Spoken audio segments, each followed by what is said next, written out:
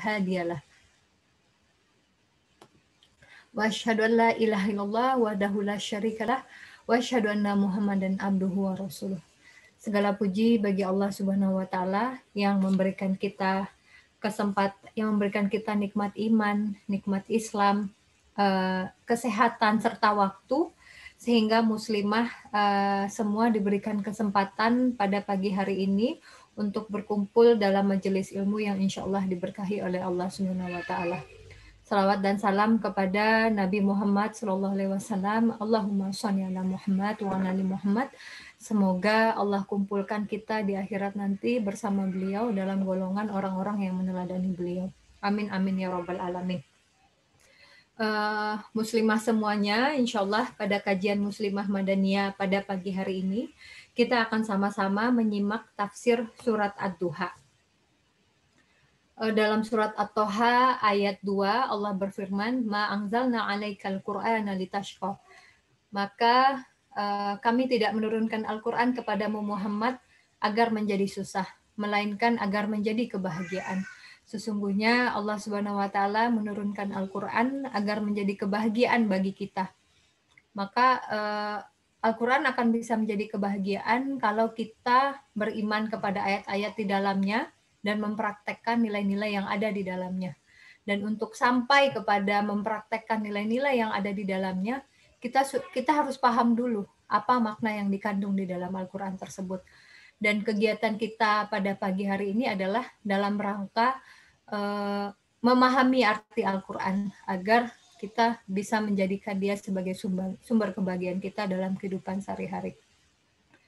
Baiklah akhwat, sebelum kita mulai pada acara utama kita pada hari ini, kita akan buka dengan pembacaan surat Ad-Duha beserta artinya oleh Mbak Rina. Kepada Mbak Rina kami persilahkan. Jazakallah khair, Mbak Rila. Assalamualaikum warahmatullahi wabarakatuh. A'udzu billahi minasy syaithanir rajim. Bismillahirrahmanirrahim. Wadduha wal-laili idza saja. Ma wadda'aka rabbuka wa ma qala.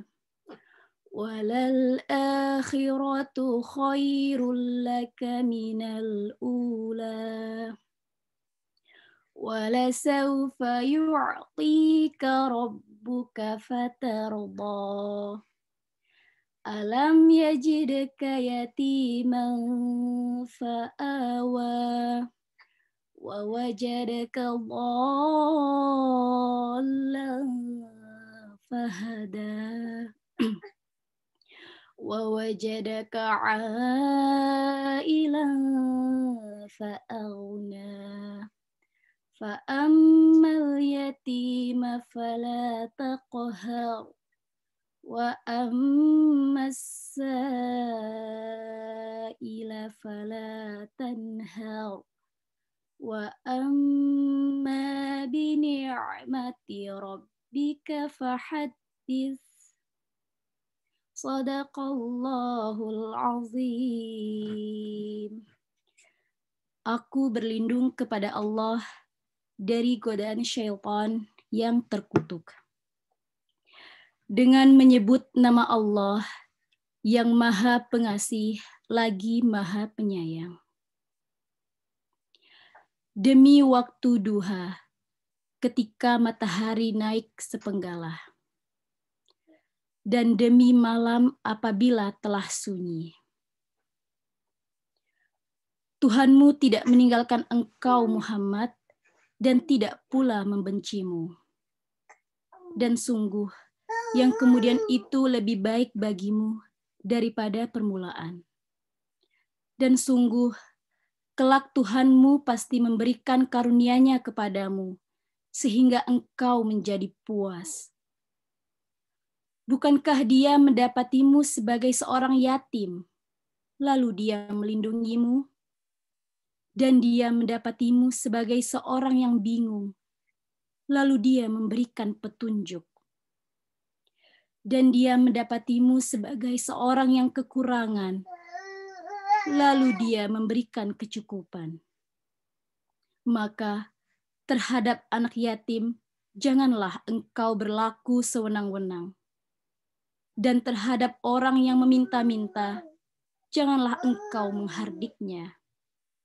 Dan terhadap nikmat Tuhanmu, hendaklah engkau nyatakan dengan bersyukur. Maha benar Allah dengan segala firman-Nya. Wassalamualaikum warahmatullahi wabarakatuh. Waalaikumsalam warahmatullahi. Jazakillah khair Mbak Rina. Masya Allah. Saya sangat tersentuh ya dengan pembacaan ayat suci Al-Qurannya tadi. Masya Allah. Semoga Allah Subhanahu wa Ta'ala menurunkan ketenangan ke dalam hati-hati kita selama kita mengikuti acara pada kali ini. Baik, kita akan masuk ke agenda utama kita, yaitu kajian tafsir surat Ad-Duha.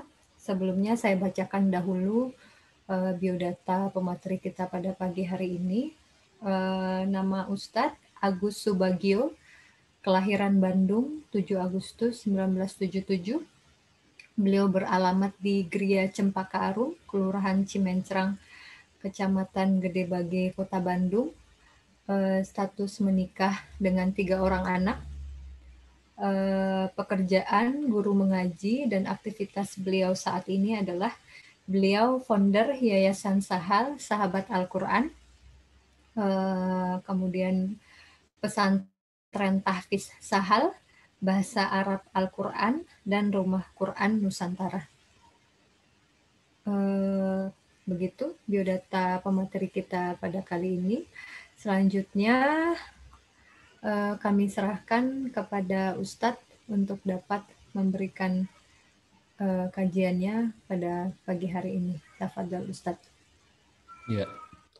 Assalamualaikum warahmatullahi wabarakatuh. Cek sound dulu ya, ibu-ibu.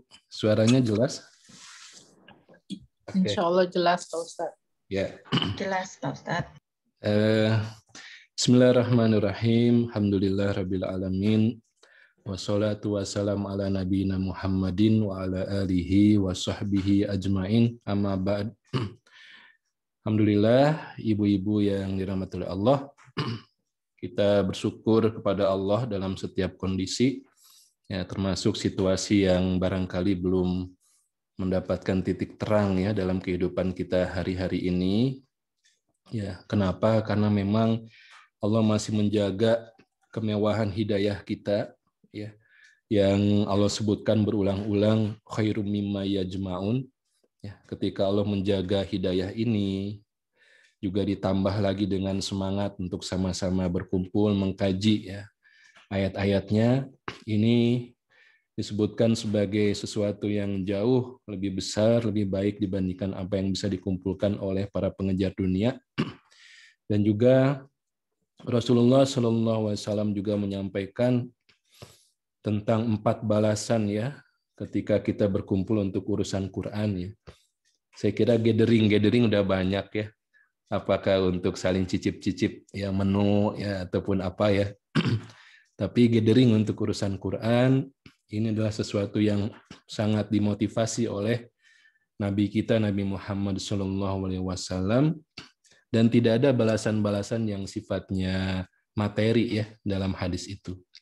Wa majtama qaumun fi baitin min buyutillah yatluna kitaballah wa yatadarasunahu fima bainahum illa nazalat alaihimus sakinah wa ghasyiyatuhumur rahmah wa hafathumul malaikah wa dzakarahumullahu fiman indah.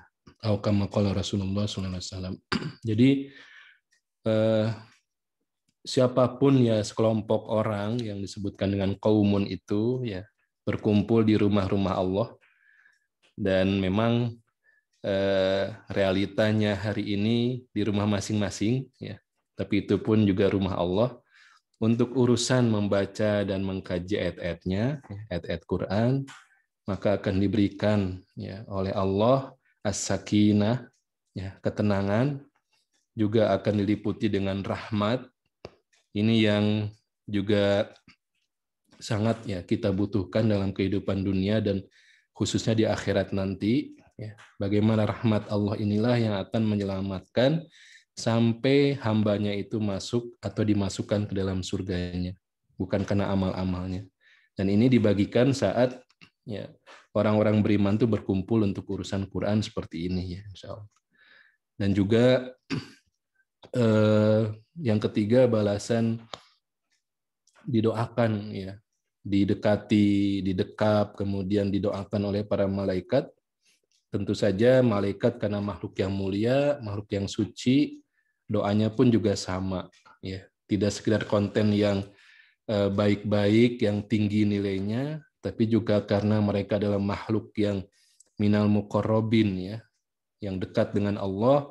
Tentu saja urusan kedekatan ini menjadi penentu ya di ACC-nya proposal ya. Sehingga ini tiga hal ini juga menjadi sebuah motivasi buat kita semua untuk berkumpul gatheringnya untuk urusan Quran. Ditambah juga Allah sangat bangga ya, sehingga menyebut nama satu demi satu ya, siapa yang hadir di majelis Quran itu di hadapan ya makhluk-makhluk yang mulia yang ada di singgasananya ya, di arsy-nya ya. Wa dzakarahumullahu fiman indah. Allah menyebut satu demi satu. Ya, disebut itu kan karena memang sebuah ihtiram, ya, sebuah penghormatan, sebuah pemuliaan. Ya, jadi kalau tadi kita tidak ada ya seremonial tadi penyebutan ya tokoh-tokoh yang kita ya hormati ya, karena kita ya ngobrol aja lah ini ya. Tapi kalau acara resmi itu sudah ada protokolernya kan. Ya, siapa yang disebut pertama, kedua, dan selanjutnya ya. Itu menunjukkan pemuliaan, ya, penghormatan kepada mereka yang disebut. Tapi kalau kita ini termasuk la syai', bukan siapa-siapa yang akan disebut gitu ya, nama kita. Nah ini, Masya Allah ya. Akhwati fillah rahimakumullah. Tadi saya tertarik dengan mukadimah yang disampaikan oleh MC kita ya tentang surat Toha ya. Toha ma anzalna 'alaikal Qur'ana litashqa. Ini sebelum masuk ke Ad-Duha. Karena memang Al-Qur'an itu kenapa disebut Yasin wal Qur'anil Hakim, ya, disebut Hakim itu karena memang itu saling terkait ya. Setiap ayat, setiap surat itu punya korelasi yang sangat kuat sehingga tidak bisa dipisahkan. Jadi kalau kita membahas surat Ad-Duha memang nanti harus dengan ayat-ayat yang lain ya. Nah di surat Toha memang shadaqallah ya, maha benar Allah yang telah menyebutkan dengan istilah ma anzalna 'alaikal Qur'ana litashqa ya. Ibu-ibu kalau kita mendapatkan ya pembacaan huruf ma ya, ma yang diterjemahkan dengan arti tidak ya, itu adalah sebuah negasi yang sangat kuat ya. Ketika ada orang yang ragu-ragu atau bahkan juga yang membantah, yang konfrontatif gitu ya, maka di situ menggunakan ma ya. Nah ma di sini artinya tidak ya, tidaklah Al-Qur'an yang diturunkan kepadamu itu akan membuat tashqa ya. Di tashqa itu susah, sulit gitu ya. Dan uniknya kalimat ini negatif kan, kalimat negatif. Ya, kenapa tidak disebutkan saja Al-Qur'an akan membuat kamu bahagia gitu. Nah, ini kan jadi logika kita diajak berpikir ya. Ya. Kenapa kalimatnya bukan Al-Qur'an sungguh kami turunkan kepadamu supaya kalian bahagia. Kan enak begitu gitu. Ya, tapi justru pakai kalimat negatif gitu ya. Al-Qur'an diturunkan kepadamu tidak membuat kamu susah. Ya. Dan kalau kita baca rincian ayat-ayat yang ada di dalam surat Toha itu semuanya kisah, hampir semuanya kisah Nabi Musa alaihissalam. Kita tahu bagaimana kehidupan Musa itu ya. Ya, kita sulit mengatakan Musa itu hidupnya gampang gitu, sulit. Karena dari mulai ya berada dalam kandungan ya ibundanya itu sudah dalam situasi rezim yang siap-siap membunuhnya. Sulit gitu ya. Sehingga itu jadi perwakilan ibu-ibu sekalian yang dirahmati oleh Allah. bahwa Al-Quran itu tidak akan membuat sulit, tapi lihat bagaimana kehidupan Nabi Musa yang memang secara realita penuh dengan perjuangan. Tapi itulah kehidupan yang dibimbing, yang bersama Allah, bersama kitabullah, akhirnya juga akan Allah tolong, Allah selamatkan. Ini menarik ya. Baik. Akhwati fillah rahimakumullah ya. Dan juga kita perlu juga memahami bagaimana sirah ya, sejarah kehidupan Rasulullah SAW saat beliau itu ya secara berangsur-angsur mendapatkan Al-Quran ya. Dan itu disesuaikan dengan situasi dan kondisi yang ada ya, selama 23 tahun itu. Dan yang menarik ketika baginda Rasulullah SAW itu mendapatkan suasana yang bukan saja lockdown ya, tapi memang terancam. Ya, sudah mah diembargo secara ekonomi, ya, kemudian juga para backup-nya ya, backup dakwahnya juga sudah Allah panggil ya. Pokoknya kafir Quraisy juga semakin berani gitu ya. Dan Rasulullah semakin sedih sehingga ada istilah Amul Huzni, tahun selama setahun itu, sepanjang tahun disebut dengan Amul Huzni, tahun yang dipenuhi dengan duka cita, ya, Amul Huzni. Maka lihat bagaimana cara Allah memberikan solusi, bagaimana Allah memberikan hope, ya, harapan, bagaimana Allah juga menguatkan optimisme ya kepada Rasulullah SAW dan kaum muslimin saat itu adalah dengan diturunkannya 3 surat. Ya, jadi di Amul Huzni itu Allah turunkan 3 surat, yaitu surat berurutan ya, dalam urutan mushaf sekarang ya. Itu surat Yunus, kemudian Hud dan Yusuf. Ya, Yunus, Hud dan Yusuf. Ini kan 3 surat yang isinya ya kisah para nabi. Ya, surat Hud itu berbagai macam kisah nabi. Kemudian juga surat Yunus sama ya, surat Yusuf juga sama. Ya, karena memang kehidupan manusia ini tidak ada yang baru sebetulnya. Secara substansi sama gitu.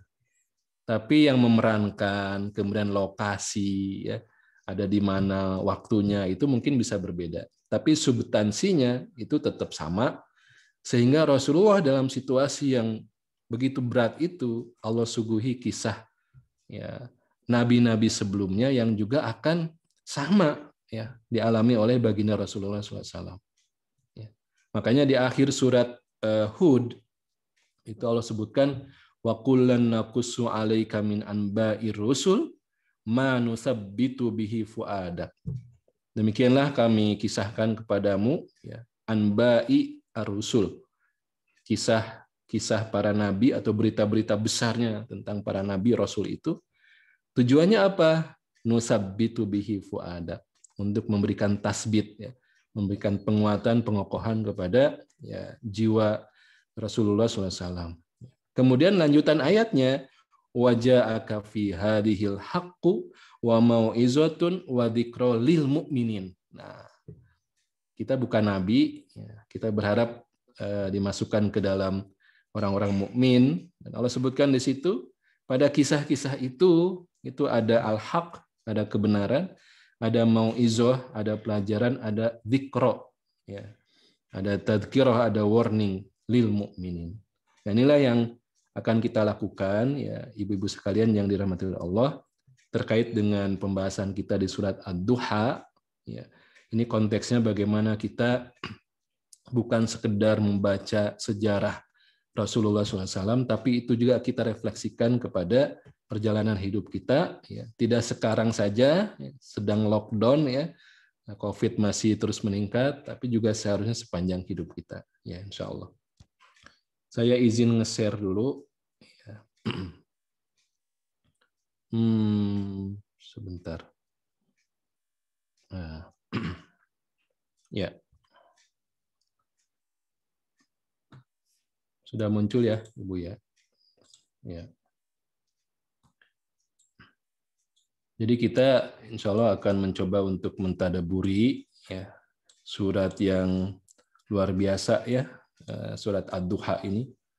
seingat saya waktu kecil sih ini salah satu surat yang biasa dibaca ketika orang belajar qiraah ya. Ya, belajar lagu-lagu gitu ya. Karena memang ada puitis di situ ya. Bunyi akhiran yang sama ya. Wadduha wal-laili idza saja. Itu enak, semuanya sama akhirannya. Dan juga gampang dimainkan untuk lagu-lagu itu ya. Ya, tapi saya nggak menguasainya ya. Baik. Ibu-ibu yang dirahmati oleh Allah, sebelum masuk ke pembahasan ayat demi ayatnya, mungkin ini sedikit insight ya, sedikit inilah prinsip-prinsip dalam Al-Quran yang sangat banyak ya. Tapi ada satu yang ketika saya coba baca ulang ya untuk menyiapkan pertemuan kali ini, ternyata ada la raiba fihi ya, yang artinya adalah tidak ada keraguan di dalamnya. Ya, ini istilah yang memang sangat prinsip dalam kehidupan orang beriman. Ya. Ketika ada kondisi yang kita ini masih meragukan, padahal ayatnya sudah menyebutkan la raiba fih, berarti kita masih belum selesai. Ya. Belum selesai dengan diri kita, belum selesai dengan ayat yang menyebutkannya, juga belum selesai hubungan dengan Allah. Dan hanya ada 14 kali ya ibu-ibu yang dirahmati Allah dalam seluruh Al-Quran itu ya Allah menyebutkan la raiba fi itu ada 14 kali. Silakan nanti dicari sendiri ya. Dan 10 kalinya itu 10 kali itu bicara tentang ya, hari kiamat, hari pembalasan, yaumul hisab, kemudian as-saah, ya, yaumuddin ya itu semua bicara tentang hari akhir, hari pembalasan, ya, itu disebutkan 10 kali. Ini contohnya, ya, ini yang pertama, ini surat An-Nisa ayat 87. La yajma'annakum ila yaumil qiyamati la raiba fih. Nah, di sini ada la raiba fihnya. Sungguh dia, Allah maksudnya, akan mengumpulkan kalian ila yaumil qiyamah, di hari kiamat, la raiba fih. Tidak ada keraguan di dalamnya. Ya. Jadi memang kita harus betul-betul ya menguatkan keyakinan kita tentang adanya kehidupan setelah kehidupan di dunia ini. Ya. Dan juga alhamdulillah ya karunia Allah kepada kita, kita bukan saja tahu tentang tema-tema besarnya di akhirat itu. Ya.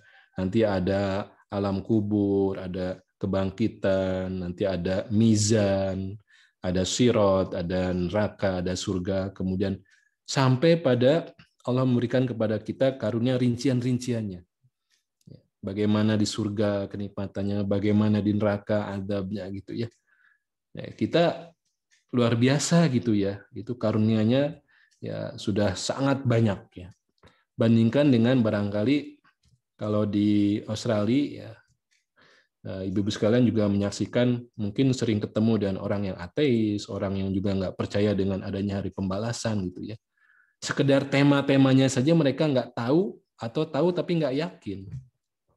Sedangkan kita ini Masya Allah gitu. Nah tinggal kita bagaimana secara firm betul-betul untuk urusan yaumul qiyamah ini kita la raiba fi. Bahwa nanti memang ketika disebutkan al-hayatu ad-dunya, ini kehidupan yang sedang kita jalani ini, kenapa disebutkan al-hayatu ad-dunya? Itu karena terkait dengan sifatnya itu. Ya. Ya. Nah, ibu-ibu, al-hayatu ini kehidupan, sedangkan ad-dunya ini adalah superlatif, ya. Istilahnya itu paling gitu. Di dalam bahasa itu ada komparatif, ya, lebih gitu ya, lebih tinggi, taller ya. Ada juga yang superlatif, ya, paling tinggi, ya. Itu dalam bahasa Inggris atau dalam bahasa Arab juga begitu. Nah, ad-dunya ini adalah bentuk superlatif yang artinya paling. Paling apa? Nah, ad-dunya ini bisa paling dekat atau paling rendah. Jadi al-hayatu ad-dunya itu kehidupan yang sifatnya itu paling rendah, paling dekat gitu. Jadi seberat apapun kehidupan yang sedang dijalani, selama masih kehidupan di dunia ini, itu adalah ujian yang paling ringan. Ya, ujian yang paling ringan. Al-hayatu ad-dunya. Sehingga nanti wal akhiratu khairu wa abqa, itu disebutkan begitu. Akhirat itu nanti lebih baik dan lebih abadi. Ya. Nah, termasuk di surat Ad-Duha juga nanti seperti itu. Ya. Nah, ini memang tema besar yang jumlahnya paling banyak ya, dengan menggunakan la raiba fi, itu sampai ada 10 ayat. Ya, ada 10 ayat tema tentang hari pembalasan. Ya. Jadi ini jadi obat sebetulnya dalam situasi apapun kita merasa sedih, merasa terzolimi, merasa macam-macam ya ujian kehidupan. Ketika kita meyakini adanya hari pembalasan, ya, innallaha la yudhi'u ajral muhsinin. Sesungguhnya Allah tidak akan menyia-nyiakan, akan membalas setiap ya apa yang diperbuat oleh orang-orang muhsin itu. Ya. Maka itu jadi sebuah harapan gitu. Ya udahlah, kalau di dunia kita nggak dapat, di akhirat ya. Nah, seperti itu. Itu pasti akan membuat orang tuh akan punya kekuatan bersabar ya, kekuatan untuk kokoh ya. Tidak dengan putus asa dan sebagainya. Kemudian tema yang kedua, jumlahnya hanya 3 ayat, itu temanya tentang Quran yang memang la raiba fih. Alif lam mim dzalikal kitabu la raiba fih hudal lil muttaqin. Itu di Al-Baqarah. Juga di awal surat As-Sajdah, tanzilul kitabi la raiba fihi mir rabbil alamin. Jadi ibu-ibu yang dirahmati Allah, kepada Quran kita harus la raiba fih. La raiba fih. Betul-betul nggak ada sedikit pun keraguan. La raiba fih. Terhadap semua berita-berita Al-Quran itu, kita harus la raiba fih. Ya, betul-betul meyakini. Ya, jangan sampai ada ya, naudzubillah, semoga tidak terjadi ya. Ada kondisi yang bosen ya ketika dibahas ayat Quran yang masih sama gitu. Apa nanti kajiannya ayat ini udah pernah gitu ya. Ya, itu jadi warning ya, ciri bagaimana hati itu sudah bermasalah ya. Ketika Allah gambarkan di surat Al-Anfal ya, surat ke-8 ayat 31, wa idza tutla alaihim ayatuna qalu qad sami'na. Ketika dibacakan ayat-ayat kami, kata Allah, maka mereka mengatakan qad sami'na. Udah pernah dengar yang begini, udah pernah tahu yang beginilah gitu. Nah, itu menjadi bahaya ya, sehingga jadi ada keengganan-keengganan untuk Al-Qur'an ya. Karena memang Al-Qur'an itu harus diulang-ulang. Ya, bacaan kita terhadap surat Ad-Duha sebelum pandemi dengan saat pandemi itu pasti beda nanti gitu. Ya. Karena Quran itu selalu akan baru dan terbarukan gitu ya. Memberikan sesuatu yang sesuai dengan apa yang dibutuhkan dalam kehidupan manusia itu. Ya. Kitabun khalid wa ataun mutajaddid. Itu kitab yang abadi, nggak ada perubahan dalam huruf-hurufnya, tanda bacanya nggak berubah sampai hari kiamat, tapi pemberiannya itu wa ataun mutajaddid, selalu ada sesuatu yang baru. Dan Al-Quran memang disifati dengan sifat diulang-ulang. Allahu anzala ahsanal hadisi kitaban mutasyabihan masani. Ya, itu di surat Az-Zumar. Ya, Allah menurunkan sebaik-baik perkataan yang memiliki sifat mutasyabihan. Jadi semua ayat-ayatnya itu mirip, kualitasnya sama gitu ya, sama-sama berkualitas. Mau kulhu, ya mau Al-Baqarah sama tuh kualitasnya. Dan juga masani. Masani itu berulang-ulang. Memang harus diulang-ulang. Ya. Tidak sekedar baca hatam, balik lagi ya hatam, balik lagi kita dapat doa khotmil Qur'annya, kita dapat pahalanya, tapi juga mentadaburi ayat Quran itu juga harus masani, harus berulang-ulang. Nah, yang ketiga tentang al-maut. Ya. Yang tidak ada keraguan itu tentang ajal. Ya. Wa ja'ala lahum ajalan la raiba fi. Di surat Al-Isra. Ya. Dan Allah telah menetapkan waktu yang tertentu bagi mereka, ajal. la raiba fi. Jadi memang namanya kematian itu sudah tercatat menjadi takdir Allah. Ya, bisa karena COVID, bisa sembuh dulu, kemudian baru Allah cabut gitu ya. Nah, itu karena memang sudah ketentuan Allah. Ya. Maka memang bagi kita yang Allah karuniai hidayah keimanan ini, semuanya itu jadi suatu paket pemahaman yang menghasilkan ya rasa syukur, rasa sabar, ya, dan juga husnuzon billah, selalu berbaik sangka kepada Allah dalam setiap kondisi. Baik, nah kita akan masuk ke pembahasan utama kita. Ya. Jadi surat Ad-Duha ini memang tema utamanya adalah tentang sanggahan ya, yang disampaikan oleh mereka yang benci ya, kepada Islam dan juga Rasulullah SAW, bahwa saat Rasulullah itu kan biasa tuh di awal-awal nubuah ya, kenabian, beliau mendapatkan tambahan ya ayat Quran secara periodik dan rutin gitu. Ya, jadi pertama Iqra bismi rabbikal ladzi khalaq, cuma 5 ayat. Nanti Jibril datang lagi ya, membawa surat Al-Qalam, Nun wal qalami wama yasturun. Kemudian nanti tidak lama datang lagi membawa ya ayyuhal muzammil, surat Al-Muzammil. Nanti datang lagi membawa Al-Mudaththir, terus gitu ya. Sampai akhirnya setelah menurut para ahli mufassirin ya, ahli tafsir ya, setelah 10 kali itu ya turunnya ayat-ayat Al-Qur'an yang 10 kali ternyata terputus itu. Ya. Rasulullah sampai nunggu-nunggu itu, mana ya gitu ya. Kok nggak datang-datang lagi gitu. Ya.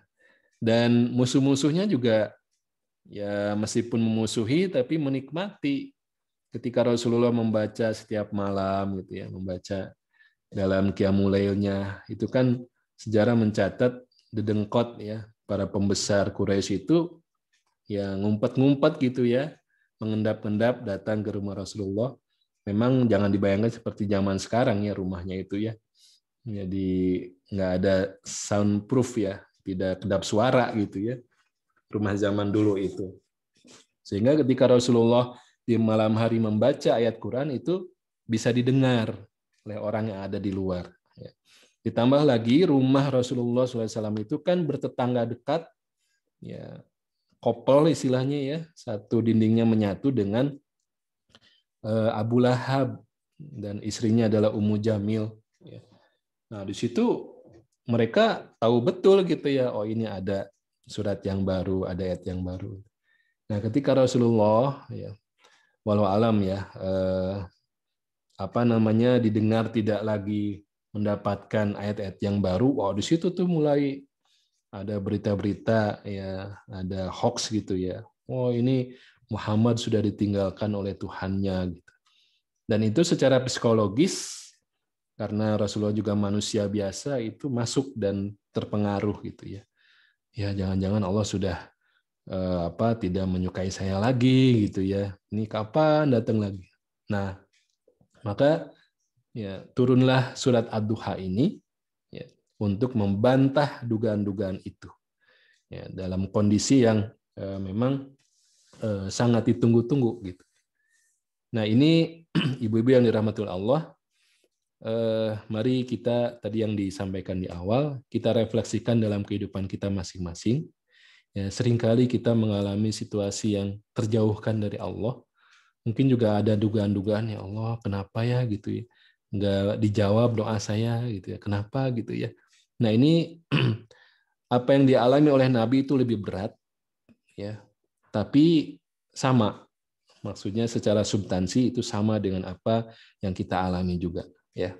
Nah, maka setelah diturunkan surat Ad-Duha ini ya, yang nanti kontennya itu menyanggah, menghibur, kemudian juga ada sebuah konsekuensi ya supaya ada take action gitu ya. Nah, akhirnya Rasulullah saking bahagianya nyambung kembali gitu ya dengan robnya. Maka selesai membaca surat Ad-Duha ini, kemudian beliau takbir, Allahu Akbar. Nah, di situ mungkin ya, ibu-ibu pernah mendengar ya, kalau membaca surat ini ada yang membaca takbir ya sesudahnya gitu ya, Allahu Akbar. Nah, ini sejarahnya seperti itu. Baik.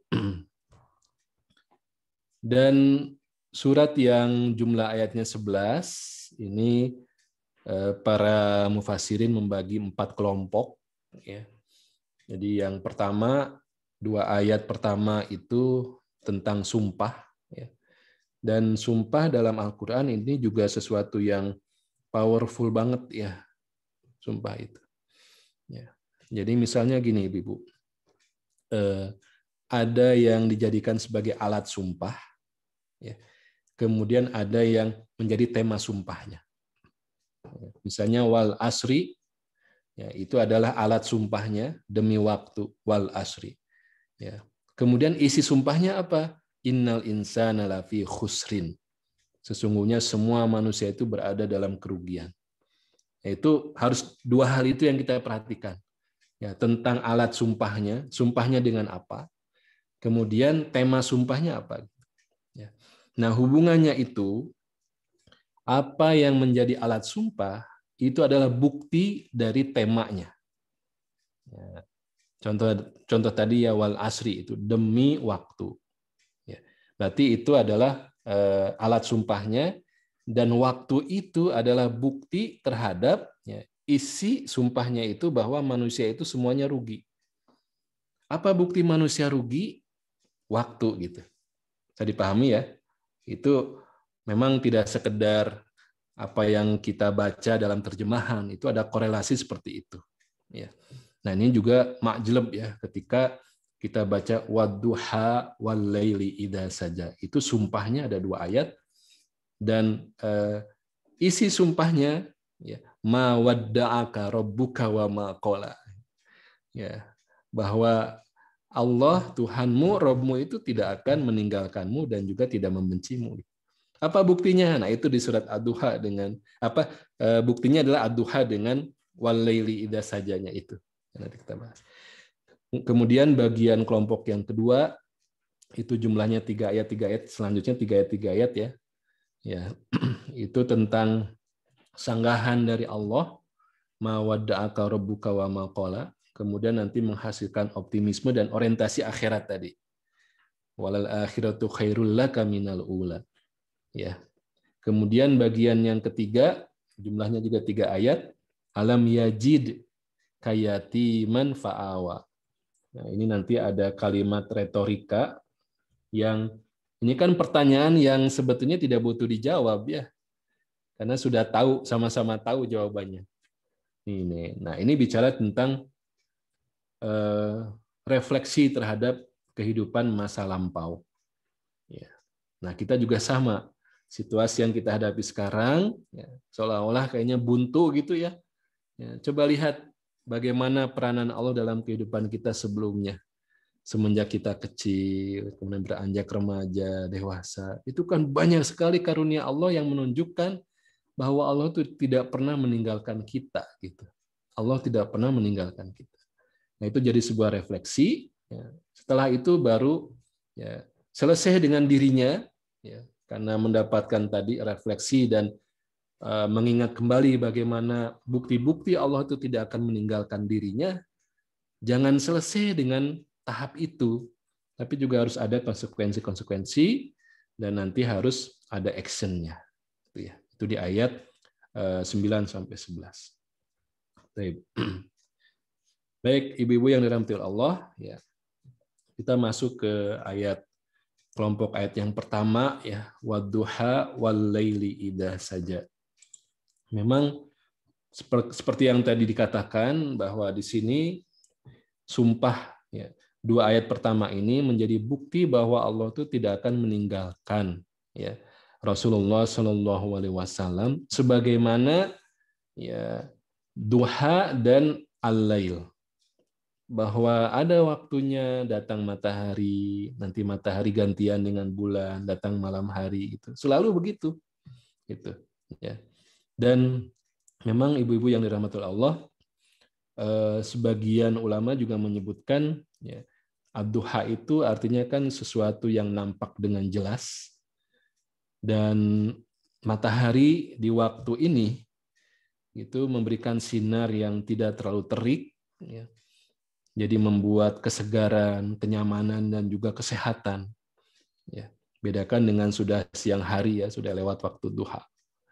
Jadi ini adalah waktu yang memberikan manfaat yang luar biasa, ya, di waktu duha itu. Sudah terang benderang semuanya, ya.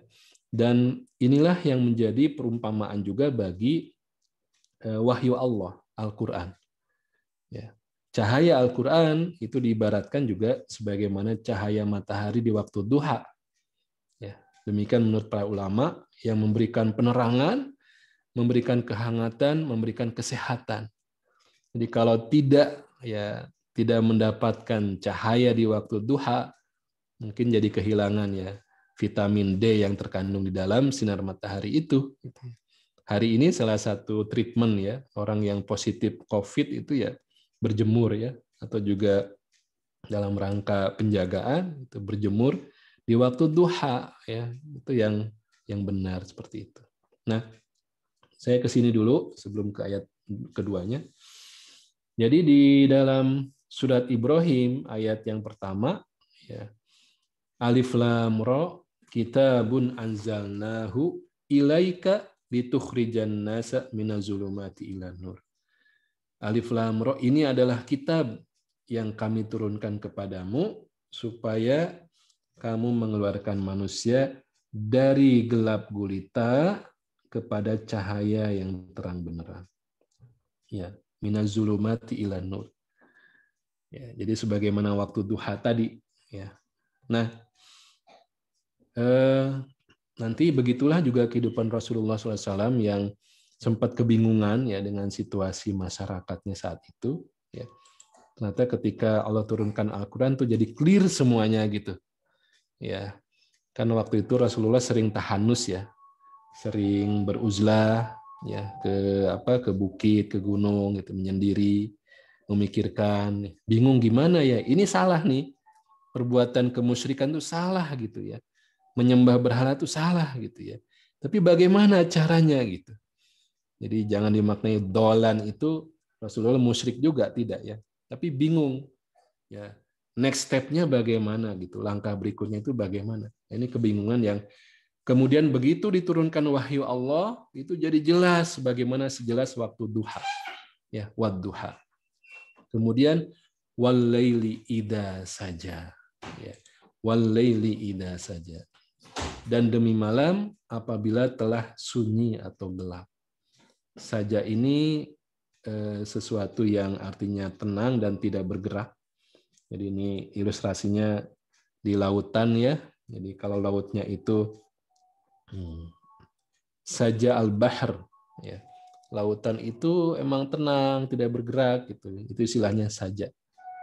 Dan ini situasi di mana malam hari itu sudah betul-betul gelap, nggak ada lagi cahaya matahari, ya, dan nggak ada kehidupan, ya, sudah hampir semuanya beristirahat, ya.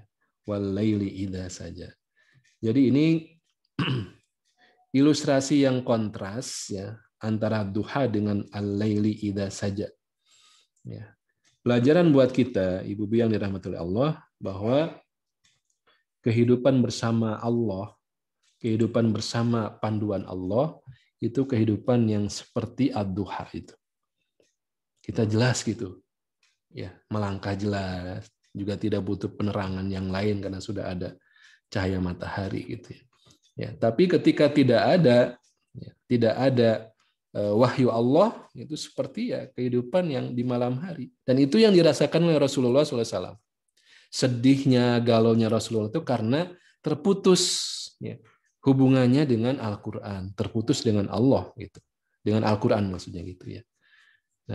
Nah kita kalau mau ikut sunnah Nabi ya banyak kan sunnah itu ya, termasuk dalam hal ini adalah perasaan kita, ya, hubungan kita dengan Al-Quran itu.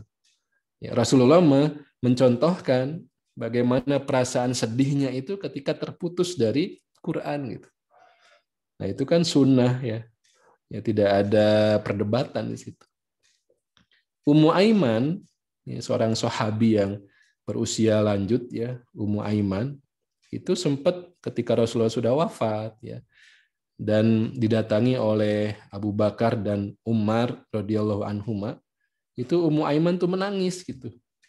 Ya, kemudian coba ditenangkan oleh Abu Bakar dan Umar gitu ya. Udah, Rasulullah itu kan manusia biasa gitu. Kami juga sedih ditinggal oleh beliau gitu ya. Udah, nggak usah ditangisi lagi. Kemudian kata Ummu Aiman, saya bukan menangisi kepergian Rasulullah SAW gitu. Yang saya tangisi itu karena dengan wafatnya Rasulullah tidak ada lagi tambahan ayat Quran gitu. Masya Allah ya. Ini itu. Jadi minta tambah gitu ya.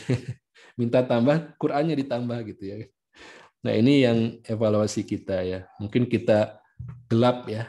Gambaran gelap walaili ida saja itu mungkin pikiran kita jadi nggak cerah gitu ya. Nggak bening gitu ya hati kita. Itu karena mungkin kita terputus dari kalamullah. Ya, seperti itu. Ya memang kalau dilogikakan nggak bisa. Ya. Apa hubungannya gitu ya? COVID yang kita alami ini dengan kita harus banyak kembali kepada Quran. Apa hubungannya gitu? Ya. Tidak semua bisa kita logikakan. Bahwa Quran ini mukjizat. Mukjizat itu sesuatu yang nggak masuk logika, nggak masuk hitungan logika. Ya. Sikap kita adalah mengimani, meyakini, dan mencontoh bagaimana Rasulullah SAW dalam berhubungan dengan Al-Quran itu. Baik. Selanjutnya, ya, kelompok ayat yang kedua, ma wadda'aka rabbuka wa ma qala. Nah, ini kontennya ya. Ini sanggahannya. Nah, tadi sudah dibahas di muqaddimah tentang surat Toha, ma anzalna 'alaikal qur'ana litashqa. Ini kalau kita ketemu ma di sini, ini jadi dalam bahasa Arab ungkapan tidak itu banyak. Ada dengan laisa, ada dengan la, itu juga tidak. Ya, dan itu level penolakannya beda-beda. Ya. Nah, ma itu adalah sanggahan pada level yang tertinggi.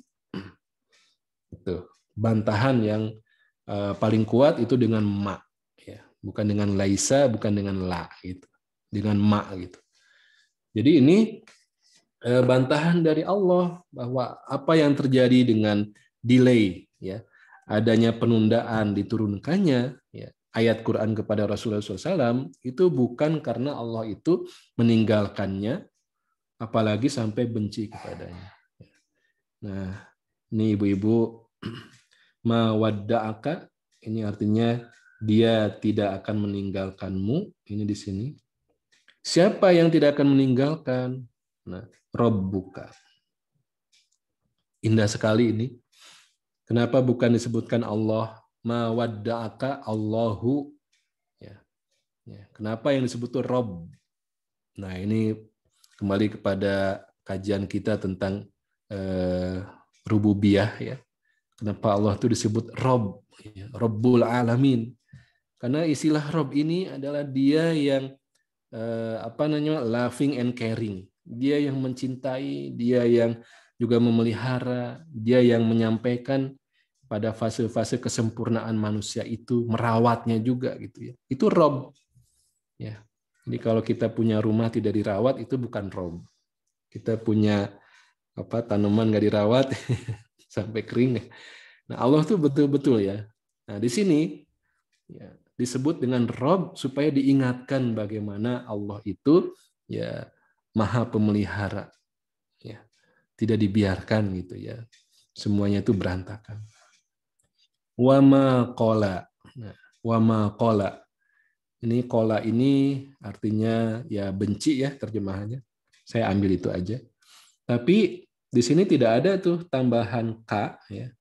Jadi kalau mau ada kepadamunya dan tidak juga benci kepadamu, ya logika bahasanya harusnya ada ka juga di sini. Sebagaimana wadda'aka, di sini ada ka. Wadda'aka, ka-nya itu artinya kamu, ya. Jadi disebutkan tuh objeknya. dia tidak meninggalkanmu, ma wadda'aka. Ya.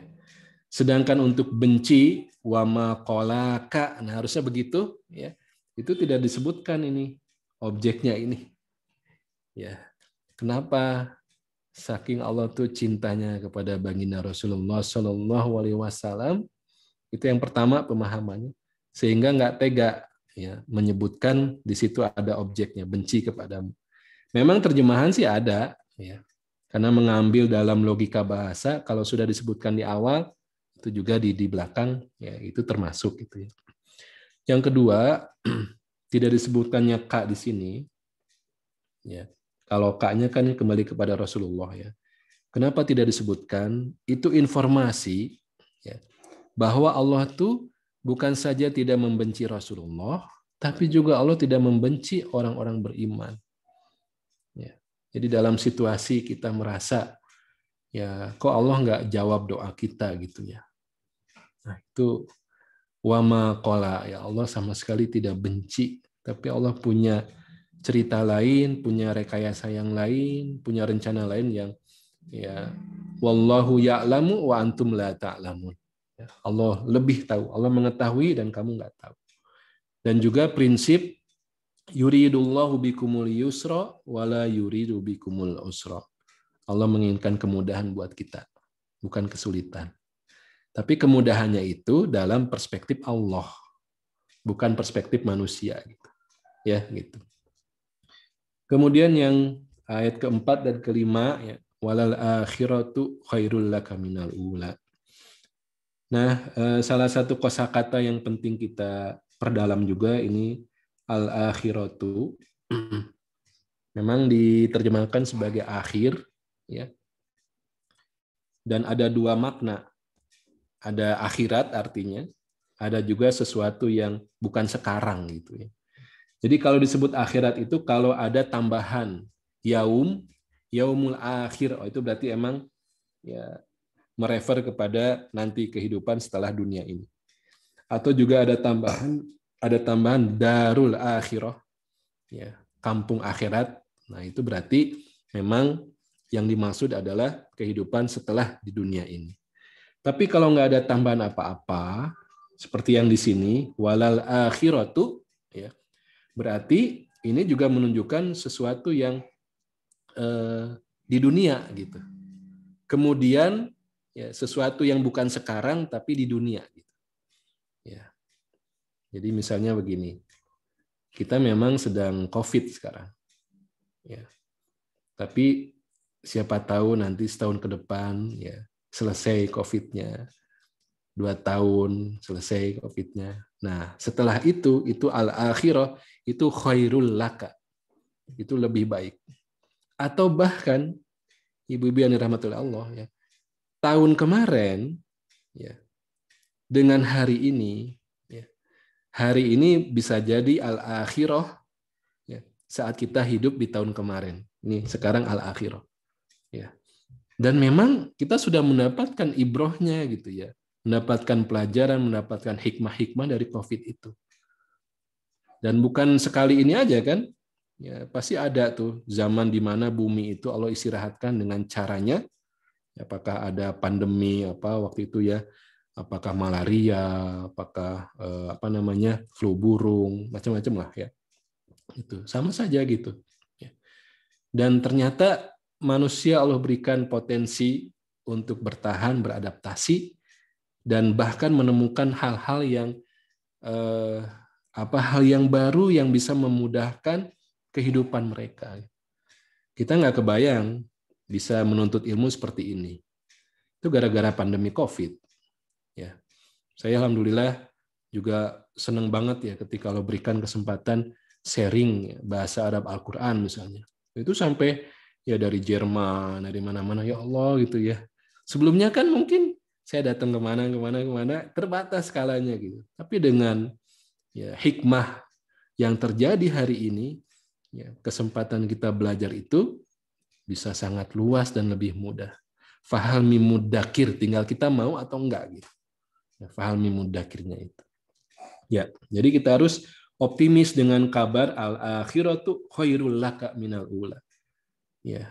Jadi nanti bukan sekarang, ya, yang sekarang tuh ulanya, ya, ya apakah setelah sebulan, 2 bulan, setahun, 2 tahun kita akan mengalami, ya, meyakini nih al-akhiratu khairul laka minal ula.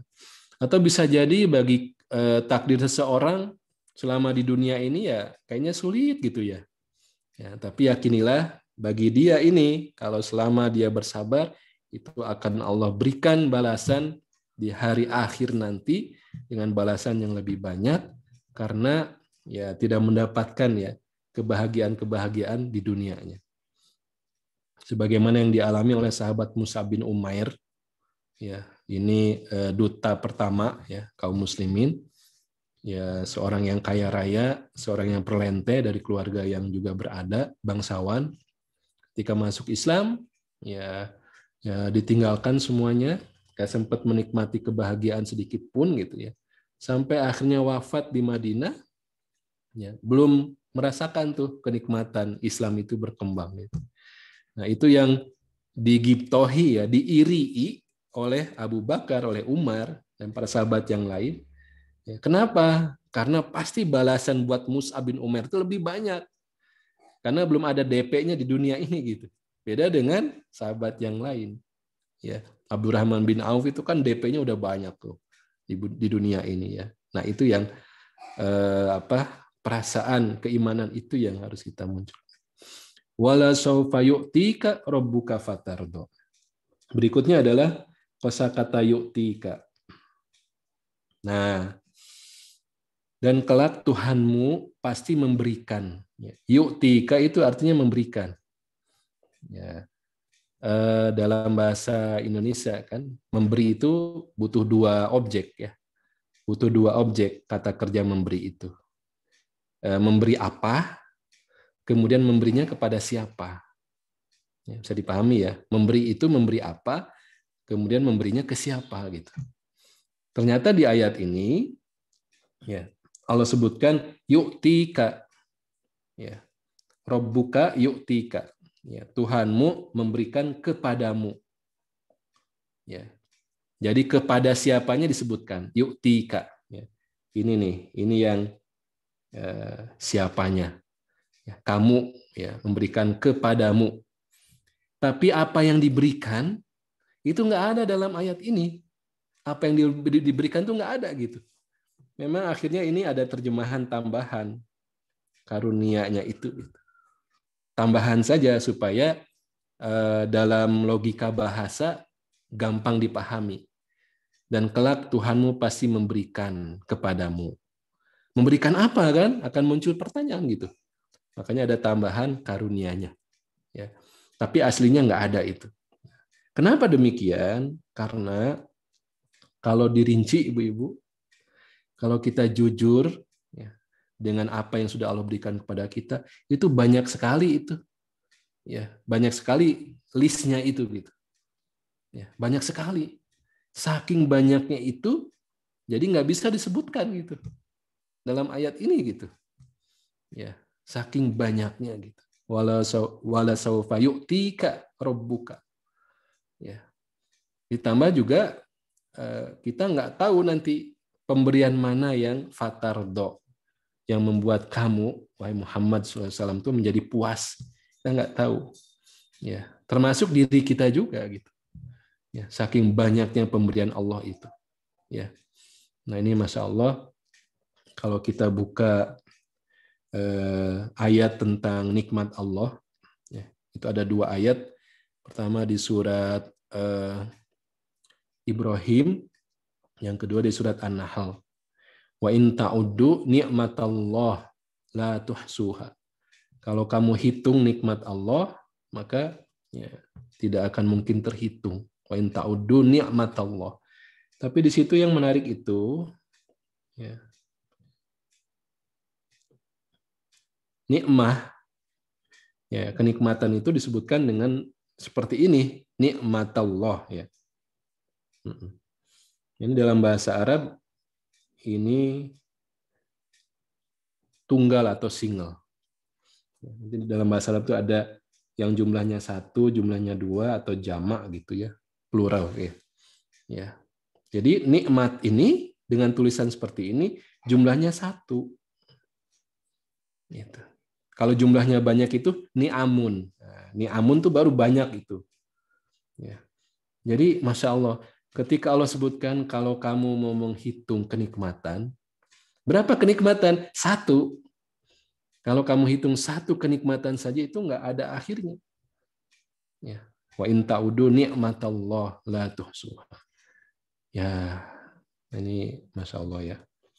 Maka memang sesuai dengan ayat kelima surat Ad-Duha ini, yu'tika rabbuka, tidak disebutkan sama sekali apa pemberiannya itu.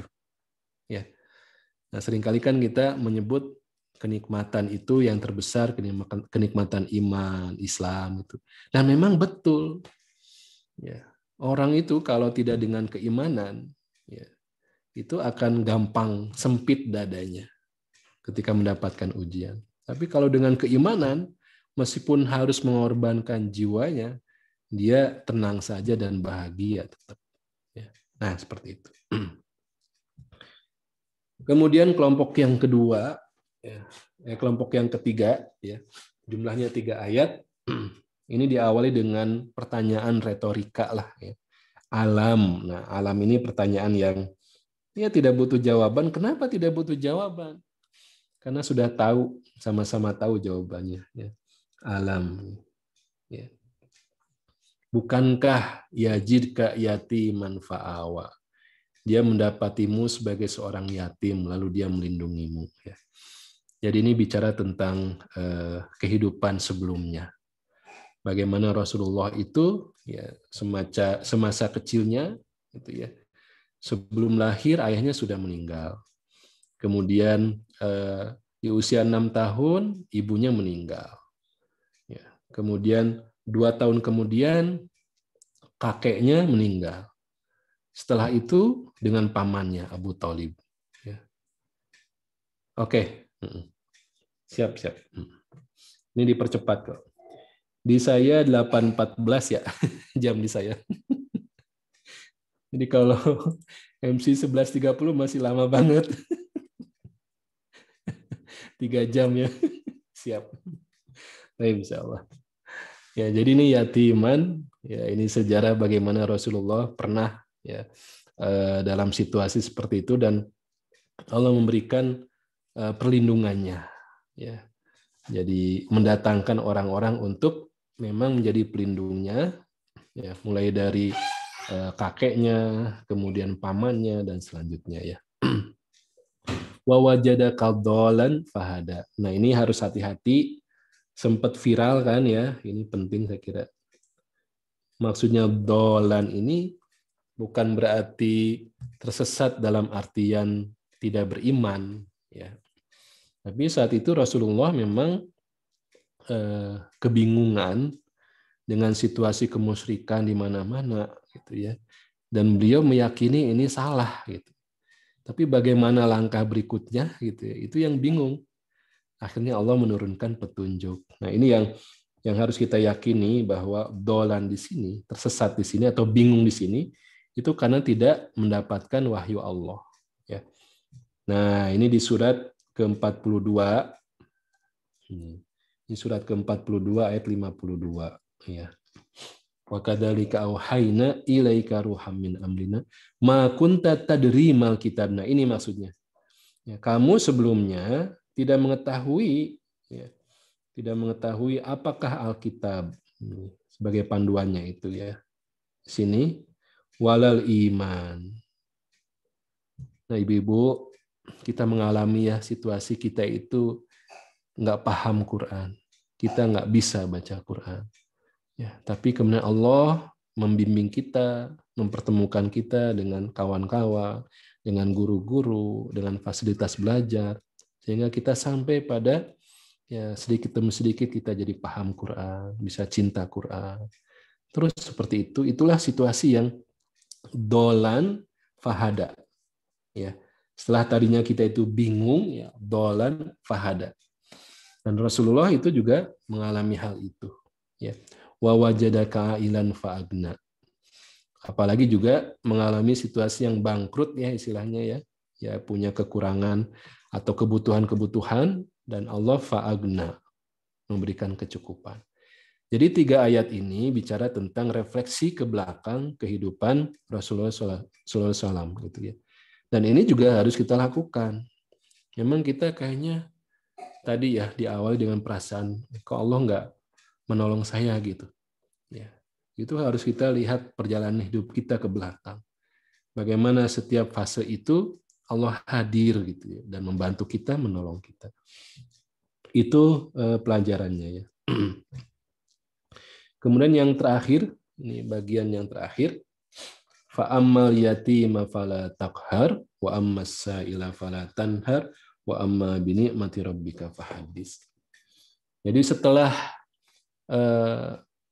kita diajak untuk menghilangkan pesimisme, kemudian membangun ya keyakinan, harapan, bersyukur kepada Allah dan yakin bahwa Allah itu akan membersamai kita, dan bukti-buktinya sudah ada dalam kehidupan kita masing-masing, ya. Maka jangan berhenti di situ. Ya. Seorang beriman itu tidak boleh autis, tidak boleh ingin menang sendiri, ya, beriman sendiri, soleh sendiri. Itu harus keluar dan melakukan upaya-upaya untuk menyebarkan ya kebaikan, nilai-nilai Islam dan Quran itu. Ala qalbika litakuna minal mundirin. Jadi Al-Quran itu kalau sebutkan memang tujuannya adalah sampai ala qalbika, sampai kepada hatimu, tapi ya litakuna minal mundirin, harus membawa pada semangat untuk ya menyebarkan kepada orang di luar dirinya itu. Itu yang benar, itu keimanan yang benar. Tapi kalau membuat orang tua autis gitu ya, asik dengan dunianya sendiri, ya itu berarti ada yang salah gitu ya, dengan konsep-konsep yang dia pahami. Nah di sini karena kamu pernah mengalami yatim ini bagi kita mungkin hilangnya pelindung-pelindung kita ya dalam kehidupan kita. Ya, kita butuh ya, pertolongan, butuh pegangan ya. Mungkin bukan dalam bentuk betul-betul dalam secara literally ya kita kehilangan ayah gitu ya. Ya. Nah, ini kita alami dan justru karena pengalaman itulah kita harus merasakan orang yang juga ya dalam situasi seperti itu. Kita berat menghidupi suasana menjalani kehidupan di suasana Covid ini. Ya, berat gitu ya, lockdown, ada pembatasan-pembatasan ya. Maka itu harus menjadi semangat kita ya justru untuk membantu orang-orang yang dalam situasi yang lebih terjepit daripada diri kita. Ya. Fala takhar, ya, jangan sewenang-wenang. Wa ammas ini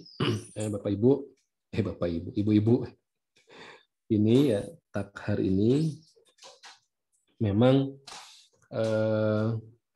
juga tanhar ini ya satu paket lah ya, supaya cepat. Jadi dalam memperlakukan orang-orang yang punya kebutuhan, ya, butuh ditolong, ya, juga meminta-minta as-saila, ya. Itu kalau kan tingkatannya banyak ya, sampai kita bisa membantunya, memberikan empowerment gitu ya. Tapi yang paling rendah itu dari sisi raut muka, mimik kita, itu bahasa tubuh kita, itu jangan sampai ada kesan menghardiknya, kemudian mencemoohnya gitu. Ya, itu dengan fala taqhar fala tanhar. Gitu. Ya, kemudian as-saila ini juga ada yang meminta-minta secara materi ya. Ini menurut para ulama ya, ada juga yang secara ilmu. Bertanya gitu. As-sail itu orang yang bertanya atau meminta. Ya. Jadi memang harus sabar menghadapi orang-orang yang as-sailu itu. Bagaimana Rasulullah SAW itu, ya, ketika beliau didatangi oleh para sahabat, itu kan pertanyaannya macam-macam dan aneh-aneh gitu. Tapi Rasulullah sabar aja gitu ya, menanggapi. Juga ada orang yang meminta harta kepada Rasulullah, itu juga nyantai aja gitu Rasulullah. Tidak ada fala tanhar, ya seperti itu. Yang terakhir wa amma bi ni'mati rabbika fahaddits. Nah, ini terhadap nikmat Tuhanmu, maka hendaklah kamu Hadis itu bicarakan, diskusikan, siarkan gitu ya. Tapi ini seringkali disalahpahami ya. Misalnya begini. Alhamdulillah IQ saya jenius alhamdulillah gitu. Nah, itu kan membuat orang lain jadi terbuli gitu ya. Alhamdulillah rumah saya segini-segini gitu ya. Hati-hati kata Rasulullah ketika memaknai ayat ini, jangan sampai ada kesan riya. Jangan sampai ada kesan membuli yang lain gitu ya. Sehingga memang akhirnya pemahaman tentang nikmat mana yang harus disebarkan itu bukan nikmat yang sifatnya materi duniawi ya, tapi yang kembali kepada rangkaian ayat-ayat ini itu adalah kenikmatan saat ya kita itu mengalami situasi ujian dalam kehidupan kita ya, kemudian Allah hadir dan menolong kita gitu ya. Itu kan bisa jadi inspirasi untuk mereka yang juga dalam situasi yang sama. Jadi menceritakan sesuatu yang ada ibrohnya, ada pelajarannya. Itu baru kita ceritakan. Ya, alhamdulillah kemarin ya COVID, ya kita sempat ngalami, ya, tapi begini-begini gitu. Nah, itu kan cerita yang menjadi inspirasi, menjadi kekuatan untuk mereka yang sedang mengalaminya. Atau lebih kuat lagi, nikmat yang diceritakan itu ada dua. Pertama tentang hidayah Al-Quran, ini yang harus diceritakan. Kemudian juga tentang tambahan ya, wawasan keagamaan. Ya, ini yang memang harus banyak disampaikan. Ya. Karena memang nikmat yang paling besar itu kan dua hal itu. Ya. Ya, nikmat mendapatkan panduan dari Allah yaitu Quran, ya, nikmat mendapatkan hidayah keimanan ini. Ya. Dan itu disebutkan di dalam berbagai ayat, wa may yubaddil ni'matallahi min ba'di ma ja'athu fa innallaha syadidul iqab. Ya, ini siapa yang menukar nikmat Allah, ini tafsirannya adalah ya panduan kehidupan. Ya, seperti itu. Baik, ibu-ibu yang dirahmati Allah, saya kira itu apa yang bisa kita sampaikan, kita bahas terkait dengan surat Ad-Duha yang tadi disebutkan ini refleksi bagi kita semua, ya, berdasarkan dari apa yang dialami oleh baginda Rasulullah SAW, sehingga lockdown ini, ya, Rasulullah juga mengalami dan Allah suguhi kisah Nabi Yunus ya. Lockdown-nya juga entah sampai kapan Nabi Yunus itu setelah dimakan ikan yang besar ya, tapi yang dilakukan oleh Nabi Yunus itu adalah doa yang konsisten tidak terputus ya, la ilaha illa anta subhanak inni kuntu minaz zalimin ya.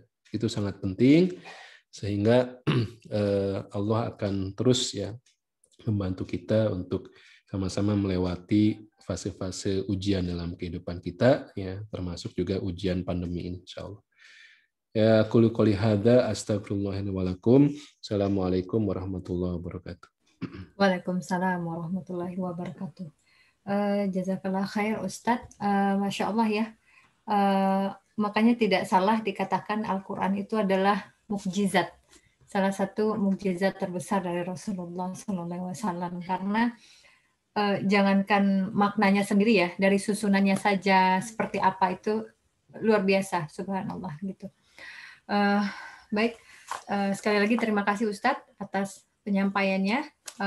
Selanjutnya kami akan buka sesi tanya jawab pada peserta semuanya. Tafadhol bisa bertanya langsung kepada Ustadz atau bisa menuliskan pertanyaannya pada kolom chat.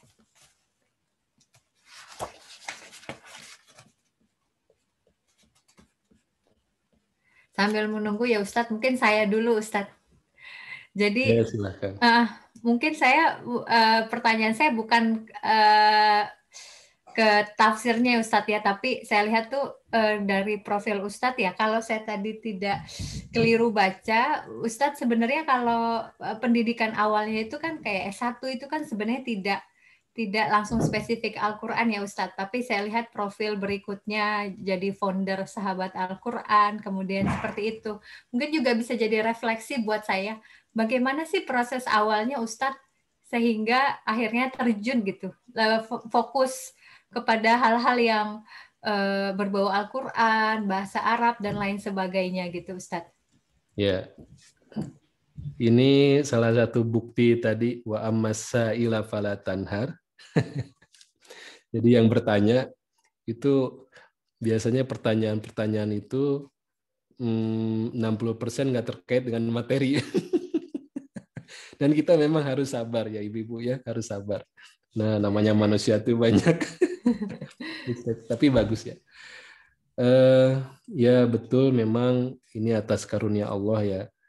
Saat itu sebetulnya saya kuliah di matematika, ya, matematika dan sudah atau sedang nyusun ya sebetulnya TA. Ya ada kondisi-kondisi keluarga yang kemudian membuat tidak bisa menyelesaikan. Ya. Tapi lagi-lagi itu bagaimana Allah ya membimbing, ya membantu kita. Ya. Saat itu saya sambil kuliah juga menghafal. Jadi tahun 95 ya itu sudah mulai menghafal. Saya angkatan 95, matematika 95. Sudah mulai menghafal dari nol lah gitu. Dengan kawan-kawan, kemudian bubar hanya satu orang gitu ya. Alhamdulillah ya, saya yang Allah jaga gitu. Dan berlanjut juga semangat untuk belajar bahasa Arab, juga sempat malang melintang kemana-mana lah gitu ya. Apakah ikut di Mahad, apakah juga otodidak, kemudian private gitu. Dengan private itu maksudnya karena sisa yang belajarnya hanya satu orang, jadi private. Ya sampai akhirnya ya Allah bantu untuk selesai hafalan selama 3 tahun. Kemudian belajar bahasa Arab juga saya penasaran karena Al-Quran itu kan berbahasa Arab ya. Nggak mungkin kita bisa mengandalkan terjemah saja, ya karena kita akan kehilangan mukjizatnya. Karena Al-Quran itu 2, ibu-ibu. Ada message, ada pesan, ada miracle, ada mukjizat. Yang selama ini kita baca itu baru message, pesan. Apalagi kalau kita mengandalkan terjemahan, itu kan ada degradasi, ada gap bahasa juga. Ya, jadi banyak itu yang hilang. Belum lagi kita nggak dapat itu pembahasan tentang miracle-nya apa, gitu. Mukjizatnya itu apa. Dan mukjizat Al-Quran itu terkubur di dalam bahasa Arab. Saya sempat mengalami belajar bahasa Arab untuk conversation. Itu bingung kita. Saya pernah belajar bahasa Arab untuk baca kitab. Itu juga semua bubar gitu. Ya, karena memang harusnya belajar bahasa Arab itu tujuannya untuk Quran. Dan itu kan Allah bantu terus itu. Alhamdulillah ini yang sedang kita jalani. Saya juga belajar terus karena memang bukan background pesantren ya. Saya sadar itu, memberanikan diri ya, ngajak orang belajar bareng bahasa Arab Al-Quran karena memang itu yang saya rasakan ya.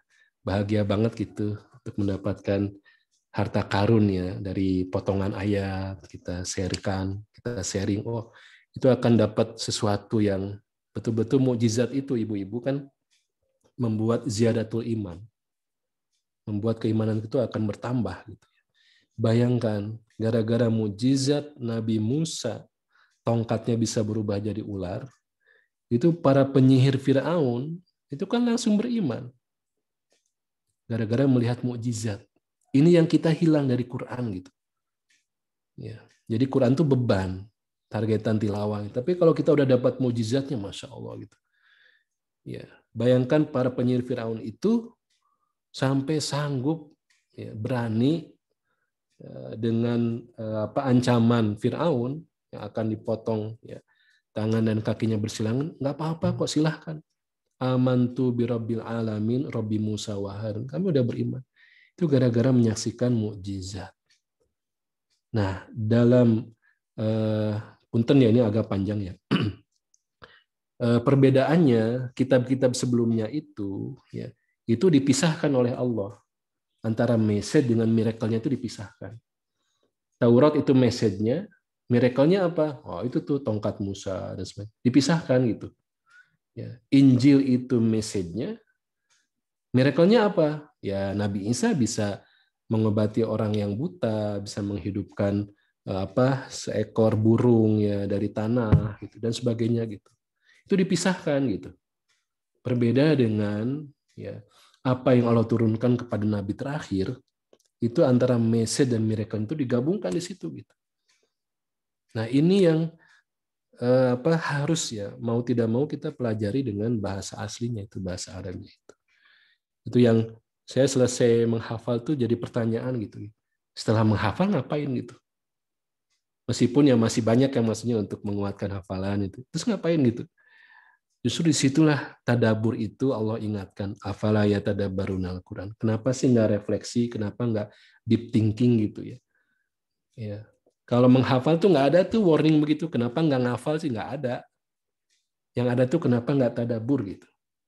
Nah itu memang harus dengan bahasa Arab. Ya, seperti itu. Walau alam ya, Mbak Rila ya. Masya Allah Ustadz, berarti kuncinya bahasa Arab ya Ustadz ya? Ya, jangan horor. Karena awalnya dari sana. Jangan horor. Saya pesankan jangan horor. Kalau kita niatnya kepada Quran, belajar bahasa Arabnya, itu akan mendapatkan garansi dari Allah. Walaqad yassarnal Qur'ana lidzikri. Sudah dimudahkan. Ya. Masya Allah. Kebetulan di Madania salah satu pengurusnya mengadakan kursus bahasa Arab Ustadz Ibu Reni. Kursus bahasa Arab untuk Al-Quran. Masya Allah. Masya Allah. Baik Ustadz, saya pertanyaan selanjutnya dari peserta. Assalamualaikum, izin bertanya dari Mbak Farah. Bolehkah kita menceritakan nikmat Allah kepada kita sebagai contoh bagaimana perjalanan hidup kita sehingga hidup kita sekarang lebih baik? Boleh nggak menceritakan nikmat-nikmat? Ya, betul. Itu yang memang tadi kita bahas gitu ya. Diawali dengan kita niat baik untuk tadi ya mengaplikasikan fahadis ya, wa amma binikmati rabbika fahadis. Dan itu harus kita jaga dari awal. Niat baik kita harus kita jaga dari awal, tidak ada perasaan ana khairum minhum gitu ya saat kita menceritakan itu. Memang harus betul-betul dijaga gitu. Ya kalau bisa kita kamuflasekan misalnya ya kita cerita tentang orang ketiga. Tapi sebetulnya itu kita gitu. Ada episode yang jadi pelajaran tapi kita ceritakan dengan gaya orang ketiga gitu ya. Nah, meskipun kalau orang-orang yang dekat tuh tahu oh itu kan kamu gitu.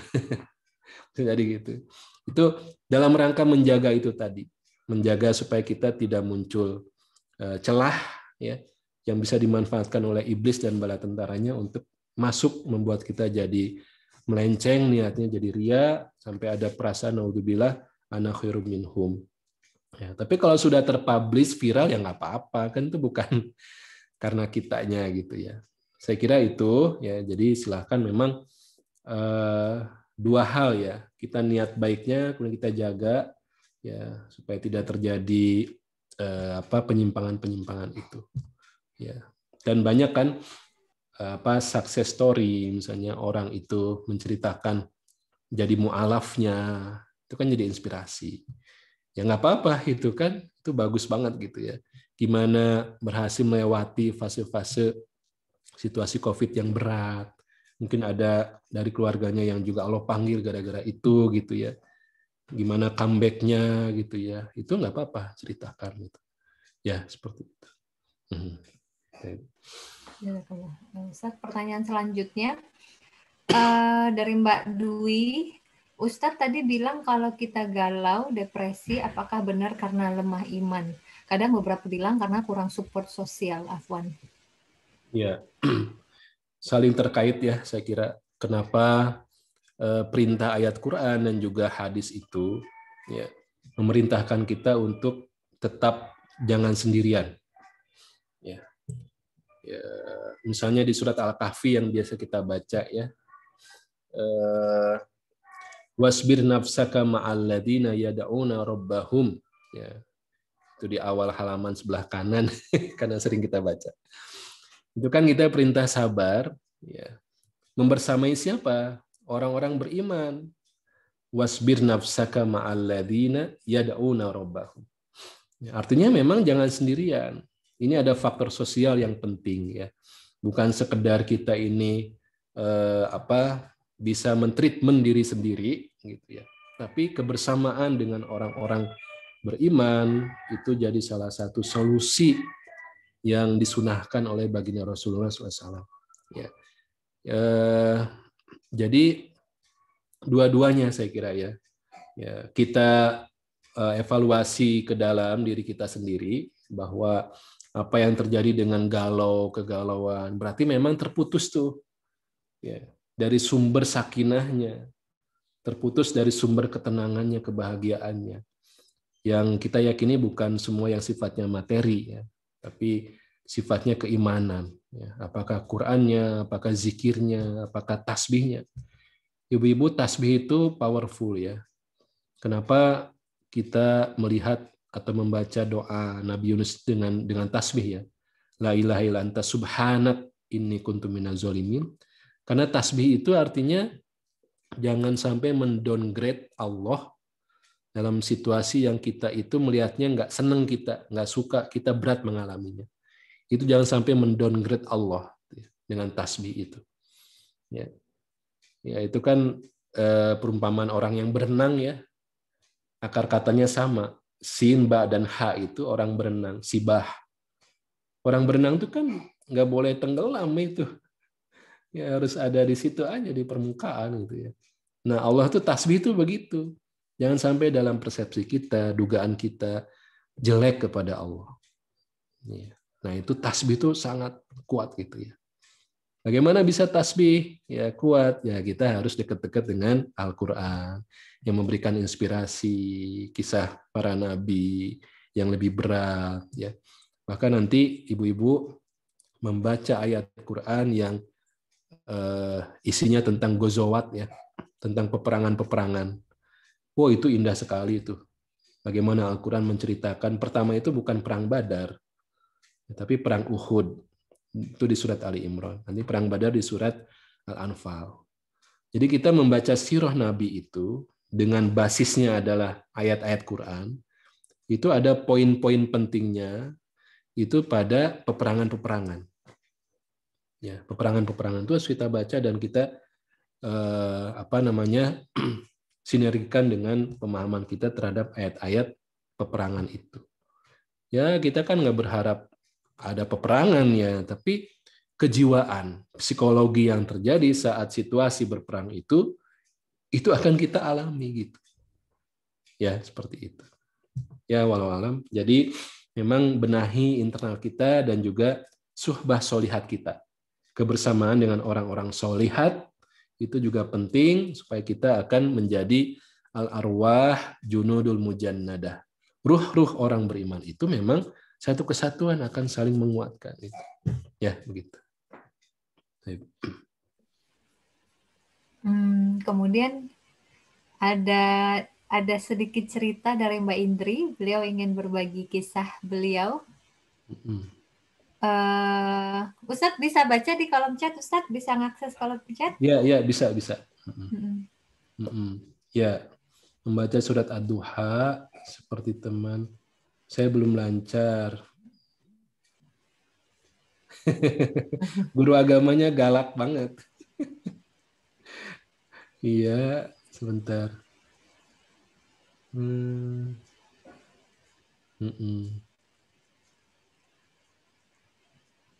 Ya, betul. Ini mah cerita aja kan? Masya Allah ya. Itu tadi ya, ibu-ibu sebagai seorang guru ya harusnya ada landasan wa ammasa ila falatanhar. Ya, jadi harus apalagi Al-Qur'an ya ibu-ibu. Allah menjelaskan di dalam surat Ar-Rahman, Ar-Rahman 'allamal Qur'an. Jadi kenapa secara logika bahasa itu mungkin nanti Mbak Reni bisa bantu koreksi kalau saya salah. Ar-Rahmannya itu disebutkan di awal. Ya. Baru kemudian Allama, dia ya, telah mengajarkan Al-Quran. 'allamal Qur'an. Kalau logika bahasa Arab itu seharusnya fa'ilnya itu disebutkan sesudah fi'il. Jadi 'allama ar-Rahmanu al-Qur'an. Itu yang normalnya seperti itu. 'Allama ar-Rahmanu al-Qur'ana. Ya, Ar-Rahman telah mengajarkan Al-Qur'an. Tapi ayat Qur'annya itu kan Ar-Rahman duluan gitu.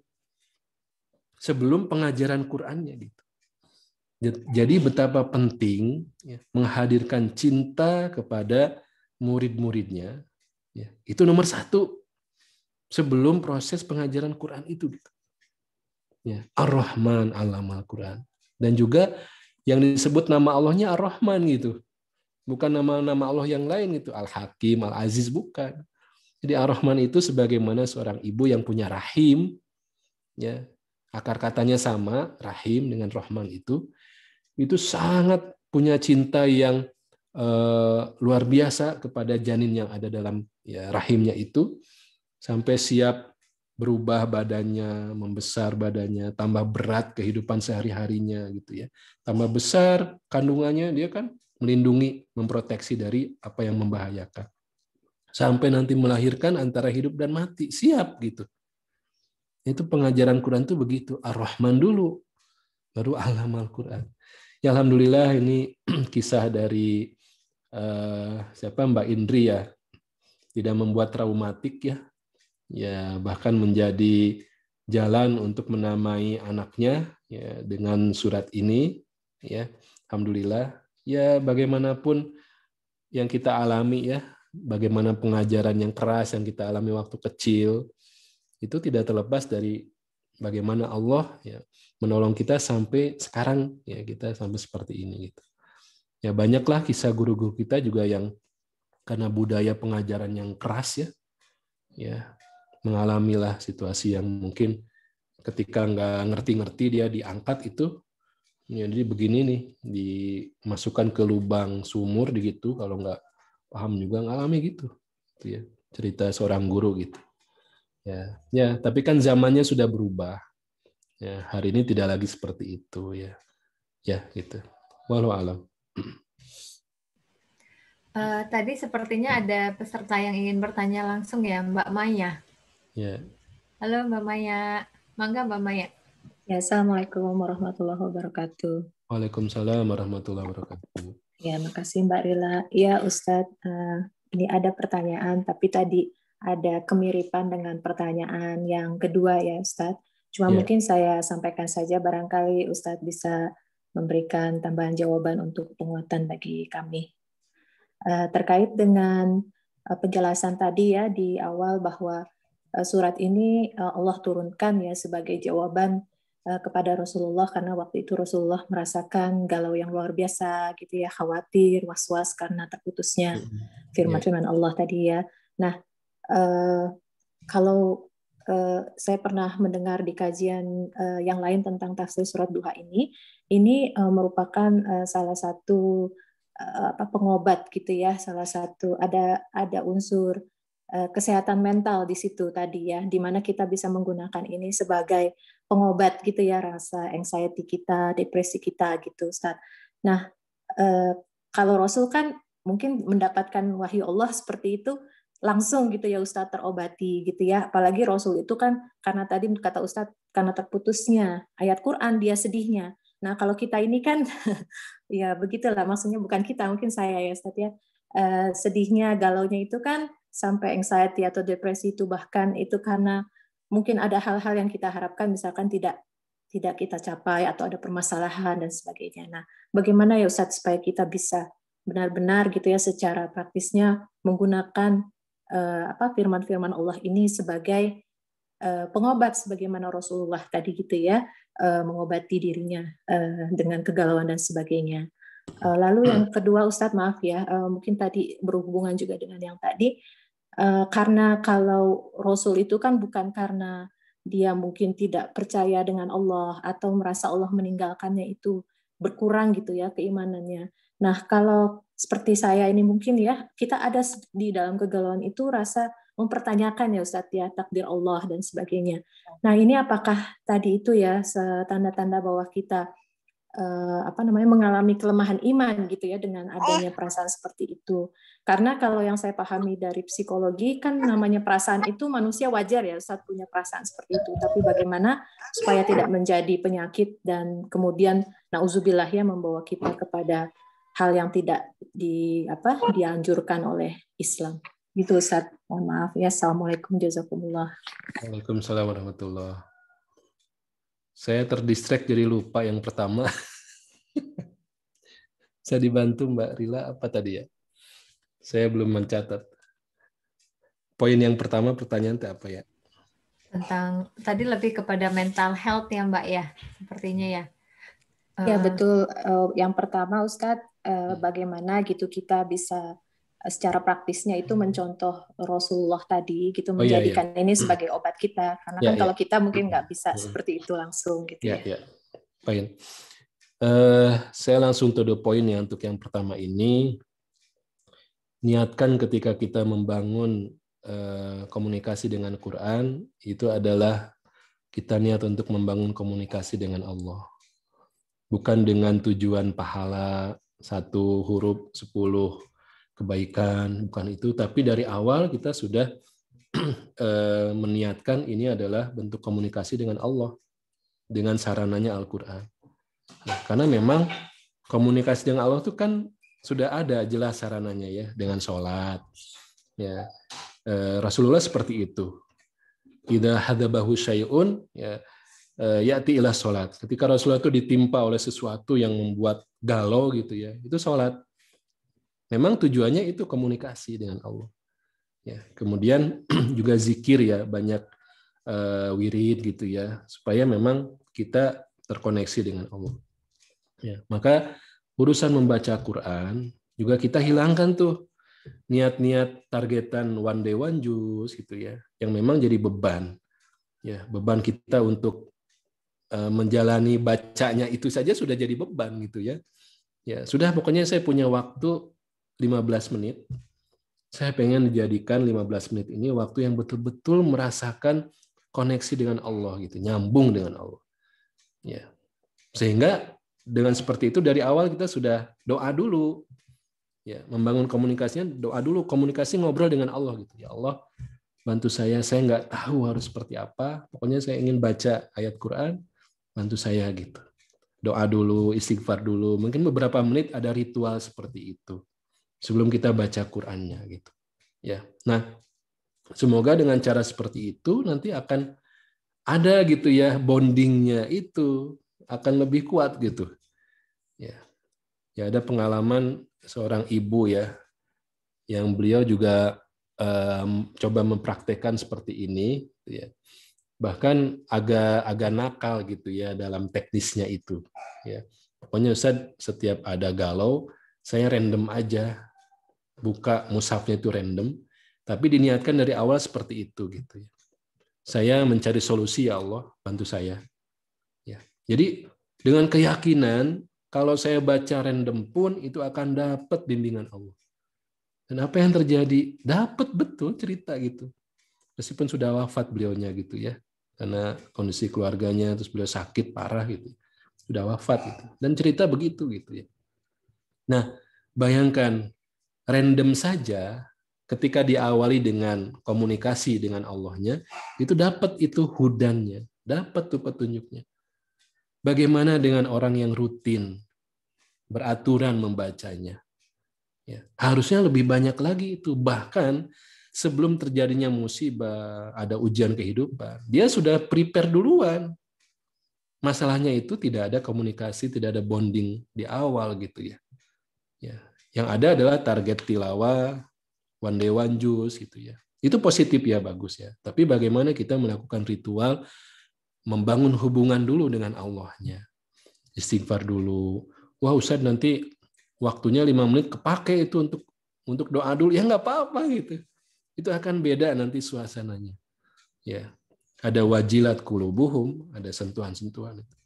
Dan kalau kita targetnya kualitas seperti itu bisa jadi kita berhenti satu ayat, kita teringat sesuatu, kita baca terjemahannya, ditambah lagi keinginan untuk memperdalamnya, mungkin buka YouTube dulu, kajian dulu, oh ini maksudnya itu kan nggak apa-apa gitu. Karena tadabur itu memang membutuhkan waktu yang lebih banyak. Ya, bukan target quantity yang tadi jumlah bacaannya banyak ya, tapi memang ya kita ada sesuatu gitu ya yang membuat kita jadi terobati, terhibur gitu ya, terinspirasi gitu ya. Nah, makanya dalam hadis-hadis ya, motivasi yang Rasulullah SAW itu sebutkan, itu hubungannya memang bukan hubungan kuantiti ya, tapi kualitinya gitu. Ada hadis yang saya lupa teksnya tapi cukup panjang ya. Barang siapa yang di pagi hari itu membahas, mengkaji 2 ayat saja, 2 ayat aja, itu nggak banyak, mengkaji 2 ayat, ya, kemudian dia pulang ke rumahnya, itu diibaratkan seperti orang yang pulang ke rumah tuh membawa 2 ekor sapi yang berkualitas, limosin lah kalau sekarang. Nah, itu dianalogikan ke sana gitu. Itu kan motivasi kita, ya jangan banyak-banyak gitu. Bangun hubungan tadi gitu. Kenapa Al-Quran itu Allah turunkan juga berangsur-angsur ya? Padahal kan di malam Al-Qadar ya, itu sudah diturunkan seluruh Al-Quran. Inna anzalnahu fi lailatul qadri. Ya, semua 30 juz Al-Quran itu sudah diturunkan. Dari Lauh Mahfud ya, ke Baitul Izzah, ke langit dunia, itu sudah semuanya diturunkan. Ya, 30 juz. Tapi yang kepada Rasulullah-nya itu dicicil gitu ya. Kenapa begitu? Supaya ada proses gitu ya, mengakrabinya, internalisasi ayat-ayat itu sedikit demi sedikit. Dikunyah-kunyah dulu gitu ya. Seperti itu. Nah, masalahnya kita kan sudah dapat jelek semuanya nih 30 juz ini gitu. Ya. Dan kita stuck pada interaksi yang tadi ya sifatnya adalah quantity gitu ya. Padahal yang Allah inginkan itu afala yatadabbarunal Qur'an. Tadabbur itu Masya Allah, melibatkan semuanya gitu. Punten ya Afan nih, tadabbur itu sama dengan dubur. Sesuatu yang nempel, sesuatu yang ngikut kemanapun. Jadi ada dampak ikutan gitu tadabbur itu. Gampangnya begitu. Membaca Quran yang ada kipinya gitu. Ada dampak ikutannya gitu. Ya, itu yang diinginkan gitu. Nah, jadi kalau kita sudah terbiasa untuk baca, ya mungkin ada yang sesekali kita targetnya kuantitas, ada juga yang kita kualitas. Itu sebelum datangnya ujian itu kita sudah punya protection yang kuat, gitu ya. Karena suplainya udah banyak gitu ya. Ya sudah tidak lagi defisit ya, banyak banget kita siap aja gitu. Ya seperti itu. Walau alam bisawab. Itu yang pertama ya, Bu Maya ya. Yang kedua apa tadi? Bangga, Mbak Maya, pertanyaan kedua. Saya nggak dicatat. Intinya apa ya, Bu? Apa tadi ya? Saya juga kayaknya tadi hampir sama dengan yang pertanyaan kedua tadi yang terkait apa namanya? Kalau kita mengalami tadi masalah-masalah itu tadi, Ustadz, apakah memang karena kelemahan gitu ya iman itu gitu ya, otomatis bahwa memang kita misalnya depresi atau anxiety itu terjadi itu karena kita lemah iman itu. Tapi kayaknya dari paparan Ustadz udah terjawab juga ya. Ya. Alhamdulillah. Ya intinya sih ibu-ibu yang dirahmati oleh Allah, sebagaimana yang Rasulullah sampaikan ya, ala inna fil jasadi mudghah, idza sholahat sholahal jasadu kullu, wa idza fasadat fasadal jasadu kullu, ala wahyal qalb. Jadi yang menentukan baik buruknya kehidupan seseorang itu sekerat daging yang disebut dengan al-qalb. Ya. Termasuk depresi dan sebagainya itu sumbernya dari sini, al-qalb. Ya. Dan isi al-qalb ini yang menentukan sikapnya, menentukan juga perilakunya gitu ya. Itu al-qalbnya itu. Dan Allah sudah menyebutkan Al-Qur'an itu destinasi terakhirnya itu al-qalb. Ya. Wa innahu latanzilu rabbil alamin nazala bihi ruhul amin ala qalbika. Bayangkan kalau hati itu diisi dengan cahaya Quran, itu akan sehat banget, akan powerful banget. Karena Quran itu adalah ruh. Ya, kenapa disebut ruh? Karena Quran yang memberikan kehidupan yang hakiki gitu. Ya. Kalau tidak ada sedikit pun ya dalam dirinya itu Al-Quran, itu kata Rasulullah kal baitil khorib, seperti rumah yang kosong. Rumah kosong itu kan nggak seneng orang mendekat kepadanya. Rumah kosong itu kan banyak potensi kejahatan gitu. Kal baitil khorib. Memang ini sangat penting, sekali lagi kita cara pandangnya bukan cara pandang logika-logikaan ya, nggak masuk. Tapi kita dengan keyakinan tadi, kenapa la raiba fihi itu jangan ragu diantaranya kepada Quran gitu. Kalau itu saja kita belum beres gitu ya, sehingga kita mencari solusi-solusi utamanya itu di luar Quran, kita nggak dapat gitu nanti bagaimana cahayanya itu, bagaimana bimbingannya itu gitu ya. Fadzakir bil Quran. Nah ini di akhir surat Qaf ya. Fadzakir bil Quran. Berikanlah peringatan itu dengan apa? Bil Quran. Laisa bil aflam, bukan dengan film, ya. Bukan dengan kalimat-kalimat yang bulat dari motivator gitu ya. Memang enak kita dengarnya gitu, tapi ya dampaknya, usia pengaruhnya itu, ya mungkin usia ada yang sebulan, ada yang pernah ikut pelatihan yang mahalnya minta ampun ya, pelatihan gitu ya, untuk upgrading apalah macam itu dengan sound system dan sebagainya, dengan video dan sebagainya gitu. Memang membuat orang netes air mata gitu, membuat orang bisa nangis. Tapi dampaknya ya mungkin sebulan 2 bulan. Tapi kalau Quran itu ya yakinilah dampaknya itu akan lebih awet. Ya. Nah, kenapa Quran harus dibaca rutin? Itu suplai sakinah kita terjaga dengan itu. Ya. Kenapa Rasulullah itu menyebutkan Iqra'il Quran fi syahr? Baca, tamatkan Quran dalam sebulan. Karena itu gidha ruhi, itu nutrisi bagi ruh kita supaya sehat. Kalau sehat itu kan sensitif, bisa merasakan masakan yang enak, mana yang keasinan, mana yang kepedesan tuh bisa. Tapi kalau sedang sakit, itu jadi baal, jadi nggak bisa ngerasain gitu. Nah ruh juga begitu, hati juga begitu. Kalau sehat dia sensitif dengan sesuatu ya. Makanya standar amal baik, amal salah, ya Nabi itu beda dengan kita. Standar baik dan salah itu seorang yang berilmu itu beda dengan ya, kebanyakan kita gitu.